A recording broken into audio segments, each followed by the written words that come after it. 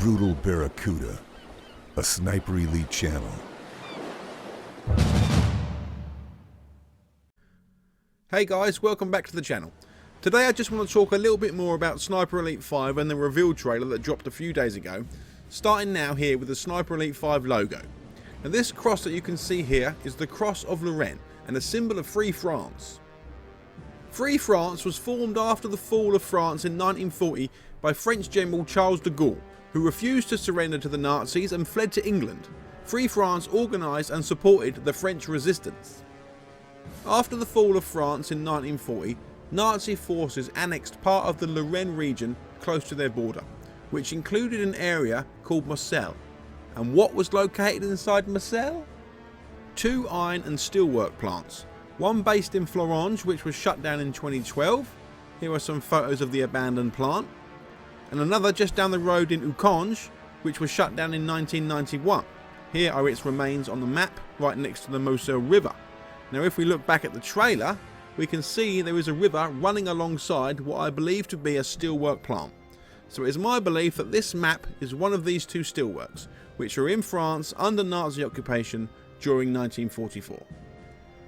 Next we have this map, the first map we see in the trailer. At first I thought this was possibly a cathedral based on the Chartres Cathedral, but upon further investigation it's clear that this mission is actually based on the Mont Saint-Michel. Nazi occupation of Mont Saint-Michel began one day before the surrender of the French government in 1940. It was used mainly as a lookout post and tourist attraction for German soldiers. How it will be used in Sniper Elite 5 remains to be seen. Now before I get on to the next part, I just want to read a quick description from the Steam page. France 1944.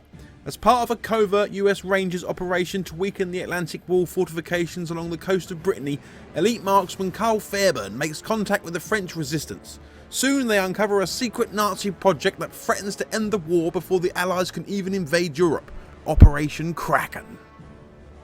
For those of you that don't know, the Atlantic Wall was an extensive system of coastal defences and fortifications built by Nazi Germany along the coast of Europe in defence of an anticipated Allied invasion. Here you can see the fortifications stretch all the way along the coast of Norway, down to Denmark, and all the way along the coast down to the south of France. Now included in the Atlantic Wall were the Channel Islands, made up of Guernsey, Jersey and several others, which were occupied by the Nazis from 1940, which I believe is exactly what this map is. If we compare the bunker in the game to the bunker found on Guernsey, you can see they look pretty much identical. Also, if we pause the trailer just here, we can see another bunker similar to another found on Jersey. So we are most likely on the same map, so I am very convinced that this mission takes place somewhere on the Channel Islands. Next I have a few more quick observations on the trailer. First up is this tank. Now I wasn't sure if it was a Tiger tank or a Panzer IV, but it turns out it's a Tiger II, also known as a King Tiger, which historically was first used in July of 1944 in the battles of Normandy. So the fact that we can see it here on the Channel Islands does make sense, as the game is set pretty close to D-Day.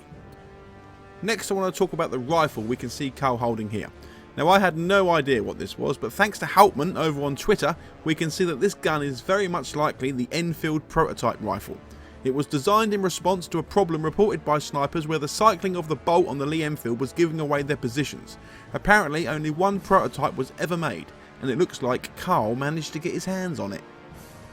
Now if we look at this screenshot, which is not from the trailer but from the Rebellion website, we can see what looks to be a motorcycle with a machine gun mounted sidecar. I am really hoping that these things aren't just static objects, but vehicles that can actually chase you around the map. And while we're at it, here we can see Carl using the well gun, which is its first appearance in a Sniper Elite game. Next, if we look at the Sniper Elite 5 Steam page, we can see here that it mentions cross-platform multiplayer. Now it's unknown at this time if this is just between Steam and Epic, but hopefully it includes PlayStation and Xbox. Cross-platform multiplayer will really help when it comes to trying to find multiplayer games faster. And finally, if we look at this last screenshot here, we get our first look at the HUD.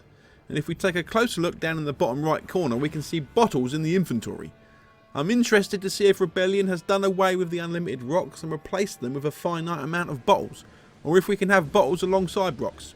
Maybe they work like rocks but soldiers can hear them from further away, or maybe they can be used to knock out enemies. We already know there is non-lethal ammo in the game, so the idea of knocking out enemies isn't too far-fetched.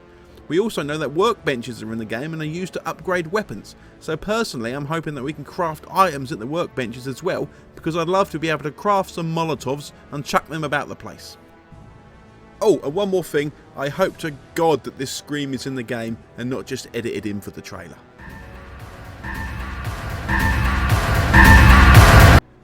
Okay guys, that's it for this video. If you enjoyed this video, please do give it a like. It really does help this channel to grow. This is a dedicated Sniper Elite channel, so hit the subscribe button to be kept up to date on all things Sniper Elite, and I will see you guys in the next video!